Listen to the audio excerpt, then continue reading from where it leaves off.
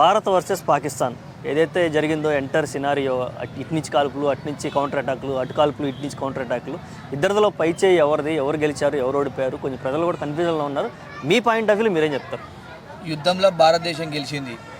ఇలా ఏదైతే అమెరికా మా దేశాన్ని మట్టి చేస్తారు, మా దేశం మొత్తం శ్మశానంగా మారిపోతుంది భారత్ చేతుల, మేము చచ్చిపోతాం ఇక్కడ వీళ్ళు చేసే దాడికి అని చెప్పేసి ఇలా అమెరికన్ సంప్రదింపులు చేసారు. అమెరికన్ సంప్రదింపులు చేసిన తర్వాత అమెరికా వాళ్ళు చెప్పారు కదా, దేశంలో ఇరు దేశాల మధ్యలో ఒక పెద్ద మనస్తత్వం వహిస్తుంది కాబట్టి వారు చెప్పిన మాట కూడా మనం గౌరవిద్దాం. ఎందుకంటే యుద్ధం చేయడం వల్ల అనేకమైనటువంటి సాధారణ ప్రజలకు చాలా ఇబ్బందికరంగా మారుతుంది, దేశ ఆర్థిక వ్యవస్థ దెబ్బతింటుందని చెప్పేసి వారు చెప్పారు. కాబట్టి ఇలా ట్రంప్ గారు చెప్పారు కాబట్టి ఇలా భారతదేశం కూడా వారి మాట గౌరవించి ఇలా యుద్ధాన్ని ఆపేయడం జరిగింది.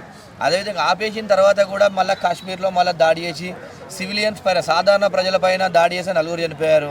ఇండియన్ ఆర్మీ మీద దాడి చేసి 4 చనిపోయారు. ఎంత చనిపోయినా కూడా మొత్తం పాకిస్తాన్ని మొత్తం ఒక అల్లకల్లోలం చేసింది ఇలా ఇండియన్ ఆర్మీ, భారత్ వ్యవస్థ మొత్తం త్రివిధ దళాలు. ఇలా చూసుకుంటే భారత్ విజయకేతనం మోగించింది. సిగ్గు లేకుండా ప్రజలందరూ అక్కడ ఉన్నటువంటి ఆ దేశం ప్రజలే వీడియోలు పెట్టిర్రు. భారతదేశంతో పెట్టుకుంటే మీరు వాళ్ళు వచ్చి మన దేశంలో వచ్చి దాడి చేసి, వాళ్ళ విమానాలు వచ్చి, మన యుద్ధ విమానాలు వచ్చి మన దేశంలో వచ్చి దాడి చేస్తే మీరు ఏం బీక్తుర్రాబాయ్ అని చెప్పేసి ఆ ప్రధానమంత్రిని ఇండియన్ ఆర్మీ మన ఏది పాకిస్తాన్ ఆర్మీని తిట్టడం జరిగింది. అక్కడ ప్రజలు తిరుగుబాటు చేసిర్రు. ఇలా చూసుకుంటే తిరుగుబాటు చేసిరంటే అక్కడ ఎవరిది ఓటమి?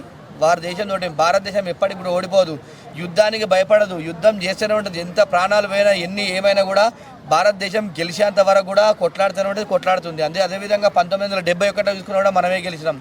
ఇలా ఓడిపోయిన వానికి డప్పు కొట్టుకోవడం ఎక్కువ ఉంటుంది, గెలిచినోడు ఎప్పుడు కూడా పౌరుషంగానే చెప్తాడు. ఇవాళ మరి మన జెట్ విమానాలు ఎక్కడ కూడా ఊలిపోలేదు కదా, మన ఆస్తి నష్టాలు జరగలేదు కదా.